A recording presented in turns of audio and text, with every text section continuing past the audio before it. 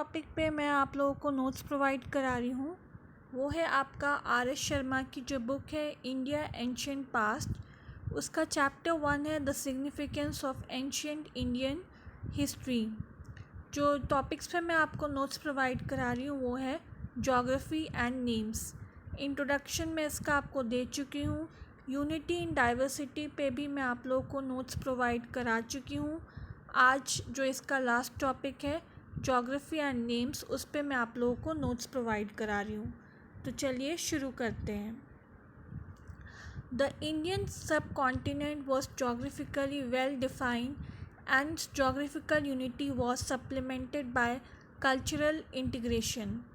तो इंडिया की जो जोग्राफिकल यूनिटी है, देखा जाए तो वो बहुत ज़्यादा वेल डिफाइन है, लेकिन वो कल्चरल इंटीग्रेशन के बगैर जो है वेल डिफाइन नहीं बन सकती है।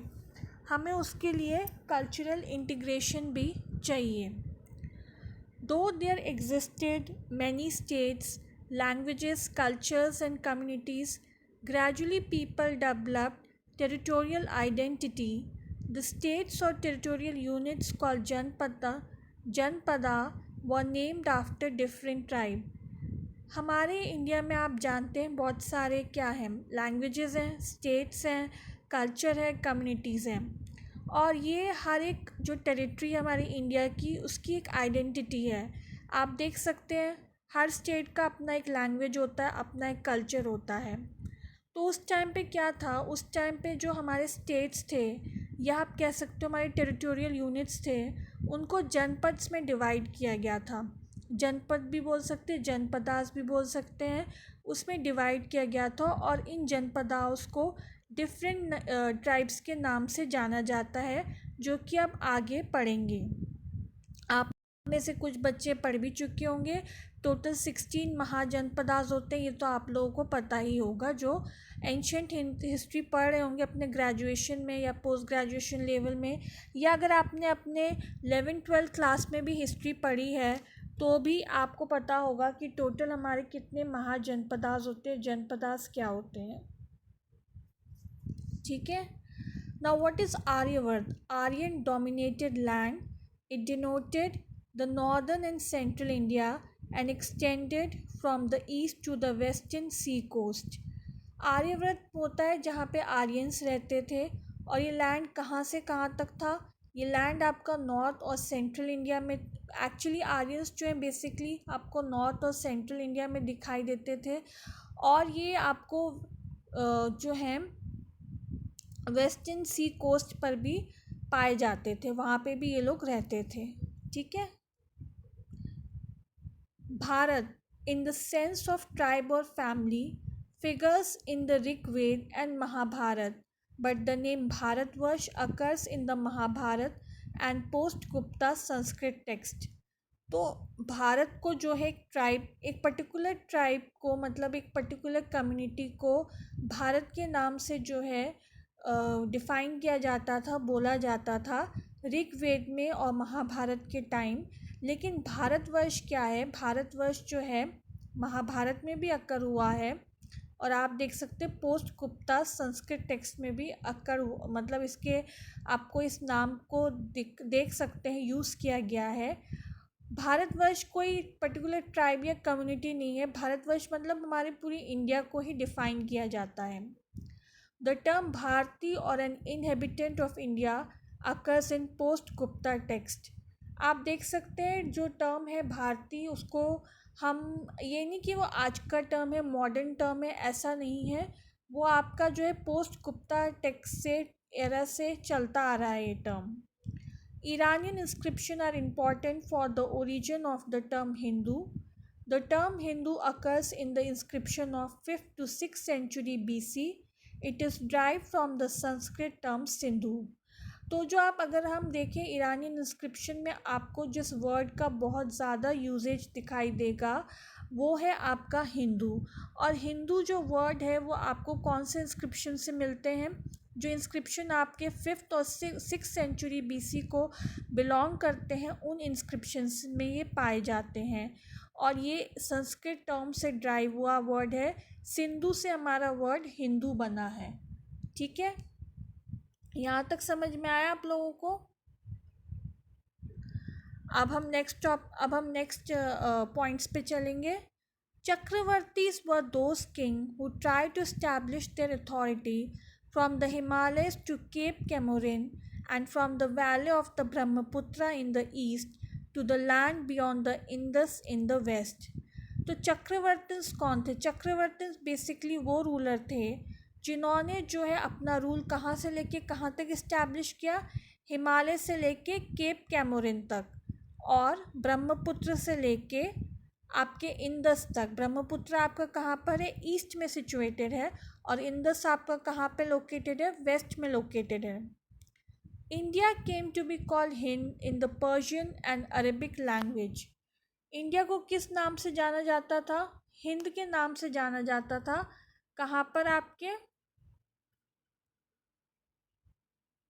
पर्शियन और अरेबिक लैंग्वेज में. In post-Kushan times, the Iranian rulers conquered the Sindh area and named it Hindustan. जब खुशान रूल करते थे इंडिया पे तो उन्होंने क्या किया? खुशान रूल्स जब चल रहा था, पोस्ट खुशान टाइम मतलब जब खुशान एम्पायर का रूल ख़त्म हो चुका था, तब इरानियन रूलर्स ने क्या किया? उन्होंने सिंध एरिया को कॉन्कर्ड किया जो हमारे इंडिया में था और उसको क्या नाम दिया? उसको नाम दिया उन्होंने हिंदुस्तान. ठीक है. अब फ्रेंड्स यहाँ पे चैप्टर आपका कंप्लीट हो जाता है, लेकिन आपकी बुक में आप देखोगे कुछ क्रोनोलॉजी दे रखे हैं. तो क्रोनोलॉजी याद करना बहुत ज़्यादा ज़रूरी है. किस पॉइंट ऑफ व्यू से? क्योंकि आप देख सकते हो हिस्ट्री बेसिकली आपकी डेट्स पे ही बेस्ड होती है. ज़्यादातर क्वेश्चंस आपके मल्टीपल चॉइस हो या आपके अगर आपको थियोरेटिकल भी क्वेश्चन पूछे जाते हैं तो उसमें भी डेट्स की बहुत ज़्यादा इम्पोर्टेंस होती है और शॉर्ट आंसर्स में भी डेट्स की इम्पोर्टेंट होती है. मल्टीपल चॉइस क्वेश्चन तो होते ही होते हैं, चाहे अगर वो आपके एग्ज़ाम हिस्ट्री से रिलेटेड आपका यूजीसी नेट का हो या फिर आपका आईएएस का हो या फिर आपका कोई भी एग्ज़ाम हो, क्योंकि हिस्ट्री जो सोशल साइंस है उससे कुछ पोर्शन तो हर कॉम्पिटिटिव एग्ज़ाम में पूछा जाता है. ये तो आप लोग भी जानते होंगे. तो कुछ ये डेट्स आप लोग को याद रखना बहुत ज़रूरी है. अगर आप लोग कोई एग्ज़ाम देने जा रहे हैं तो मैं कहूँगी कि आप इन डेट्स को ज़रूर याद रखिए, क्योंकि हिस्ट्री एक ऐसा ह्यूज टॉपिक है कि कहीं से भी कुछ भी पूछा जा सकता है. ऐसा नहीं है कि सिर्फ एक ही पार्ट पूछा जाएगा, दूसरा पार्ट नहीं पूछा जाएगा, या सिर्फ एंशिएंट हिस्ट्री पूछी जाएगी तो आपको मेडिवल हिस्ट्री नहीं पूछी जाएगी, या मॉडर्न हिस्ट्री पूछी जाएगी तो फिर एंशिएंट हिस्ट्री नहीं पूछी जाएगी. ऐसा नहीं है. हर टॉपिक से हर एरिया से कुछ भी आ सकता है. तो यहाँ पे मैंने कुछ इम्पॉर्टेंट डेट्स लिखे हैं, आप देख सकते हैं. 1500 to 500 BC के बीच में क्या हुआ? द्रविडियन, एक मिनट,